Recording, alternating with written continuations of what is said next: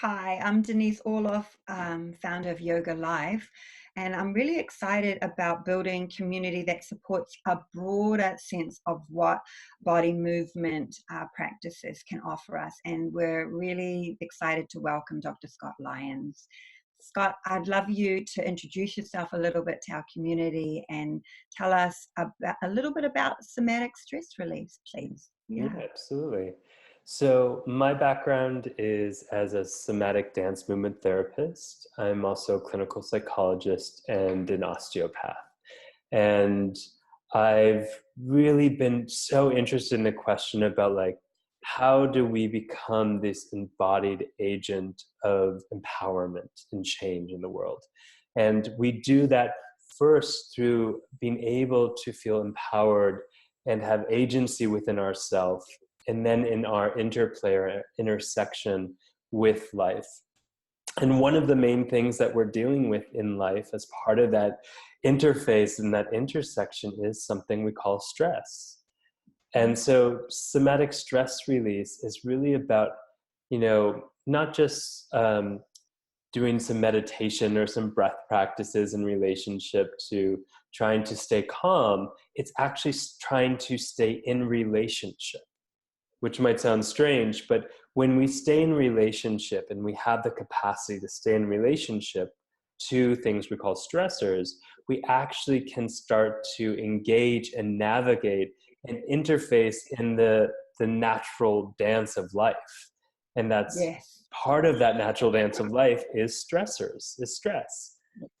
Yes. And part of how we recognize our biological adaptation system to those stressors and start to become embodied and experience and feel from the inside what that means. It means we start to access and gain control over that exchange or that interface and Yes. utilize that energy exchange that comes in response to stressors to staying in relationship and making choices. I love that. I love how you put that. You know what I love? I love the depth of education that you bring to offering something that actually seems like it might be a simple solution. However, we friggin' know that it's not, right? It's so complex. And I love how you say, like, it's not just the breath, it's not just meditation, it's not just moving our bodies. There's a complexity to it. And as a yoga teacher, I get some of that. I'm excited to learn from you. However, like how does this play out for the layman, for Yeah. everyday folks? Well, yeah, it's a great question. This isn't just for yoga teachers. And in all the trainings I've had before, we have psychologists, we have therapists, we have Wow. educators, we have school teachers, we have nutritionists, we have from every walk of life, because stress is Yeah. something we all deal with. And it's not just something in the wellness industry. It goes across every genre of occupation or just personal preservation and personal enhancement. And one of the things that we really do in the training is we break it down into bite-sized pieces that are meaningful. So I don't just give a lecture. I'll give a lot of information, but then we'll say, let's embody it. So, Yes. I'm not going to just say, here's what the nervous system does, because just knowing it doesn't actually give us the empowered experience of experiencing it from a felt sense and being able to utilize that communication system to really enhance our well-being. So And we'll apply it in our and lives. and apply it, which is so Yeah. important. Simply knowing the information does not give us the empowered embodiment that we're searching for. I want to Yes. be in the experience, you know, in the mix of stressors, being able to go, oh, I'm recognizing that this sensation feeling means this, and that, and how to utilize that information to stay here and interface. So Excellent. again, beautiful example is the nervous system, which we'll look at. And I'm not just going to, I'll give you the details about how the nervous system works um, and what it means, but we have to be able to embody it. Yes. which means that we have to take it in and have an actual experience of it and how it works from the inside. So talk to me a little bit, please. I love that. And I love that we can take it away and have that application to life, because that's what it's about. It's a real tool that we're utilizing here and that we can pass on to others in Absolutely. our whatever our modality is. Yeah.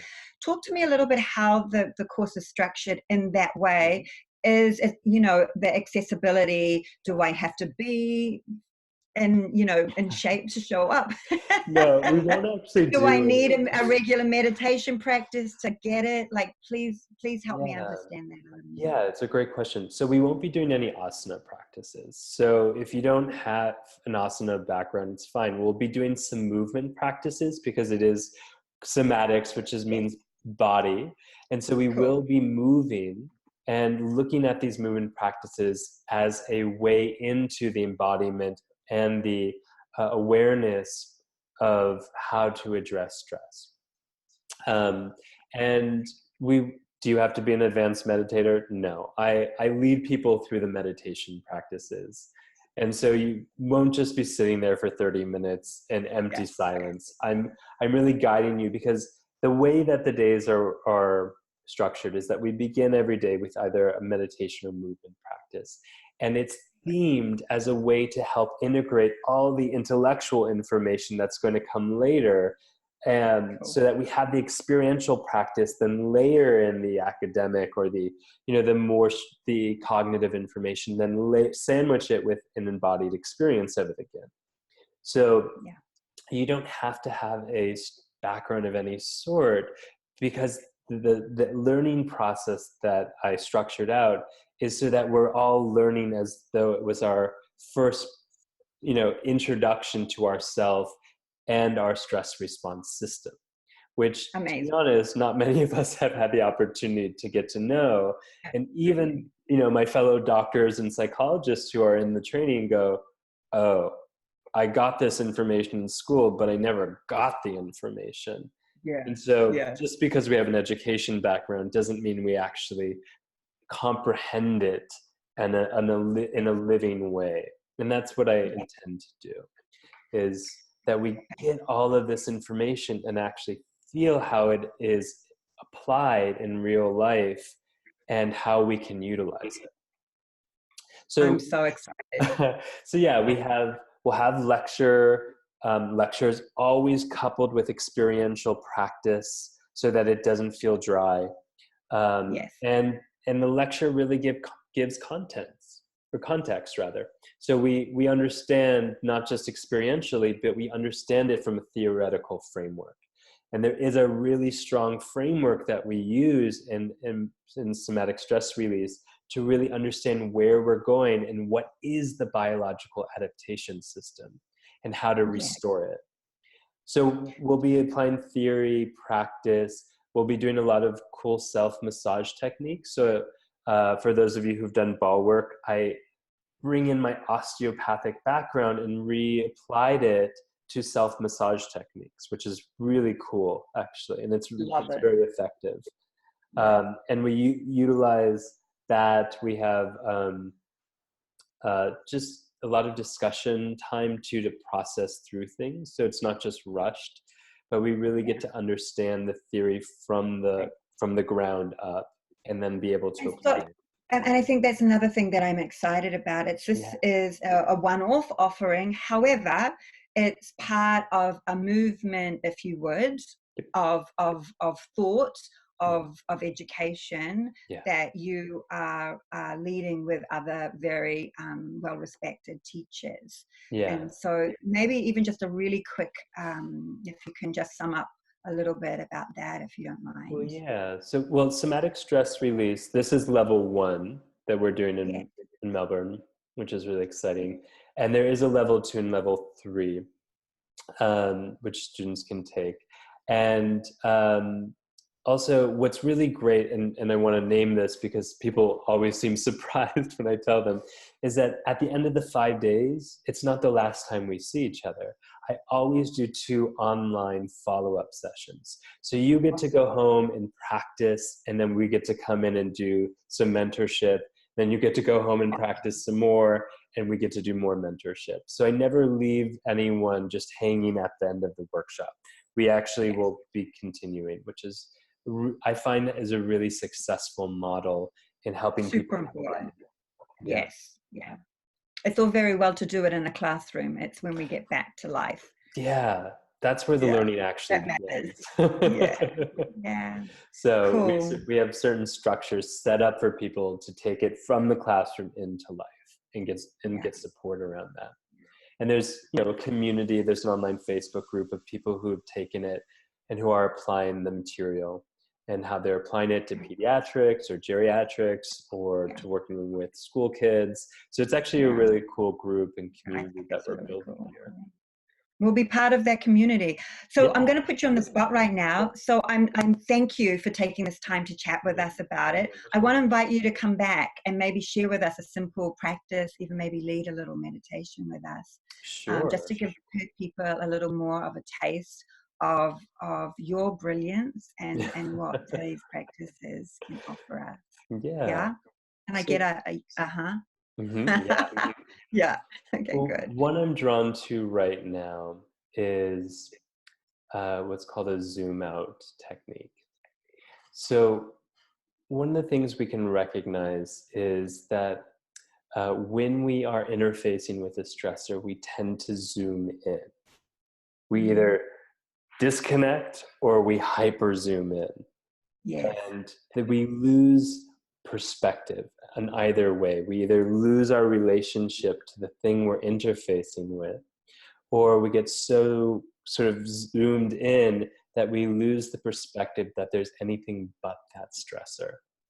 Yes. So one of the things a very simple practice we can do, just zooming out technique, is sort of hold a little stressor, whatever it is, something from your day, something from your week.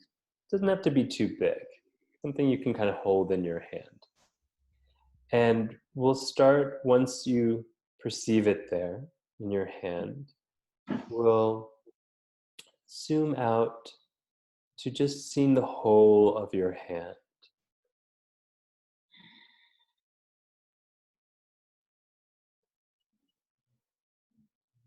And then to the space, the negative space around the outside of your hand.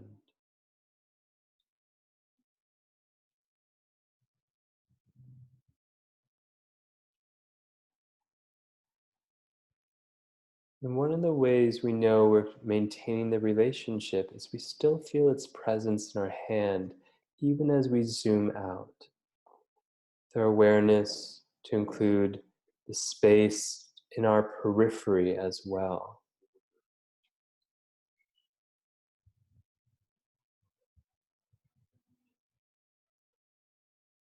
And then to the whole of the space or the room that we're in, which means our eyes might actually travel to see what else is also around us.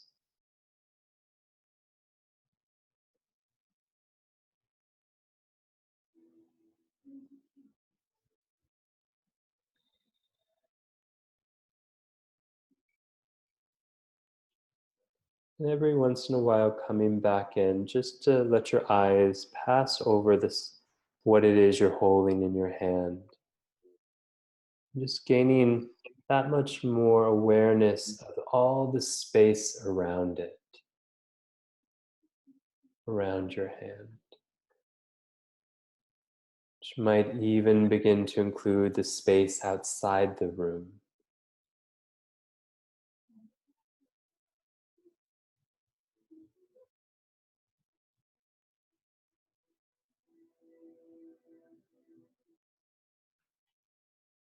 Maybe even the space beyond that, the space of an entire country or continent.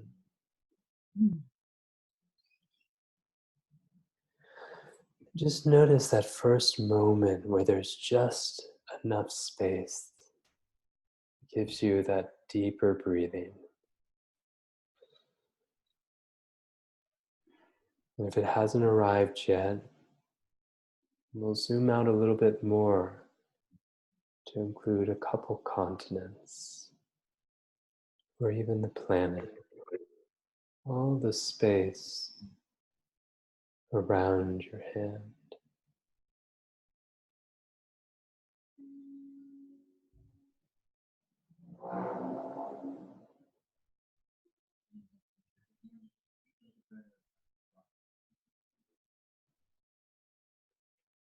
Maybe even all the space around the planet.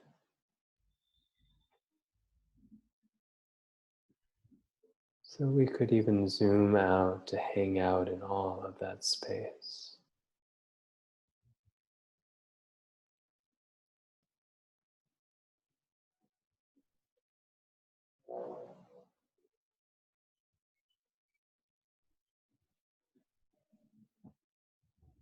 Just feeling the size of what's in your hand in relation to all the space that's around it.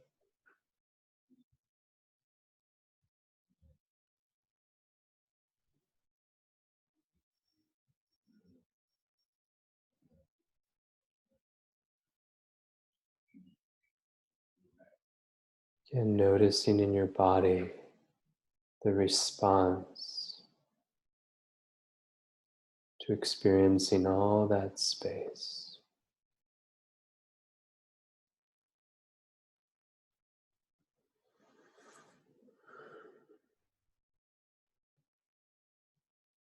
And even noticing where in your body might also feel spacious in response to that.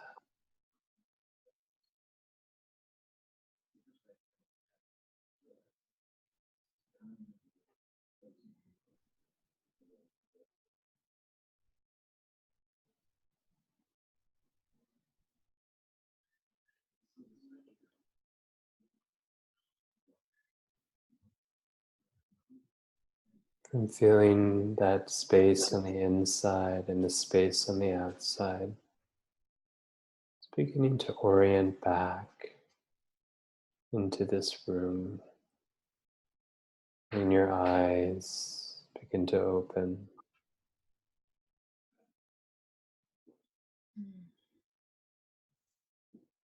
Mm.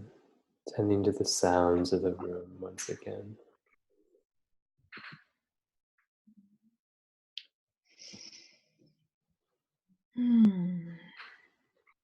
So a short little practice.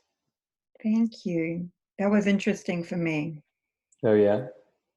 Yeah, it was. It was a really interesting little journey. And I don't know how familiar you are with Hindu deities, but I was chanting to Bhuvanaswari this morning, Mm. the goddess of, Mm-hmm. you could say, of earth, but of spaciousness, of space in itself. And Yeah. I'm trying to give myself space around a situation that Mm. has a little bit of shame attached to it, a little bit of Yeah. expectation attached to it. And so it was really good to have that. Yeah. Mm-hmm. Thank you. You're That welcome. consideration of really it's not that big a deal, you know. Mm. Yeah, and one of the things we in this practice too um, is that we're not just saying, "Oh, I'm moving away." It's I'm gaining space and perspective in relation to this.